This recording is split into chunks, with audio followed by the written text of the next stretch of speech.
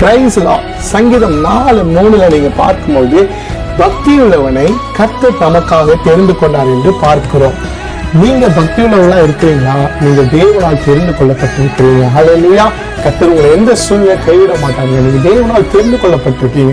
நீங்க நிறைய பேர் ஆனா பக்தி உள்ளவர்கள் என்று சொல்லி காலையில பக்தியா இருப்பாங்க, சாயந்தரம் அவங்க பக்தி இல்லாம போயிடும். அதே மாதிரி டிசம்பர் டைம்ல பக்தியா இருப்பாங்க, மற்ற மாதத்துல பக்தியா இருக்க மாட்டாங்க. வெள்ளிக்கிழமை பக்தியா இருப்பாங்க, ஞாயிற்றுக்கிழமை பக்தியா இருப்பாங்க, ஆனா மற்ற நேரத்துல அவங்க பக்தி இல்லாம போயிடும். அப்படிப்பட்ட ஒரு வாழ்க்கை கிடையாது.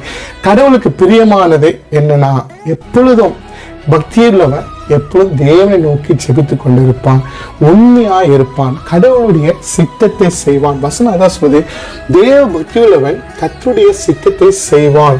அப்ப ஆண்டவர் அவனுக்கு தான் செவி கொடுக்கிறார். பக்தி உள்ளவனை தான் சோதனையிலிருந்து ஆண்டவர் ரட்சிக்கிறார். பைபிள்ல கொர்நேலியு என்ற ஒரு மனிதன் இயேசு கிறிஸ்துவை அறியாத ஒரு மனிதன், ஆனாலும் அல்லேலூயா தேவ தூதரால் தரிசனம் கிடைத்து பேதுரு மூலமாக சுவிசேஷம் அறிவிக்கப்பட்டு கர்த்தர் அவனை மீட்டெடுத்தார்.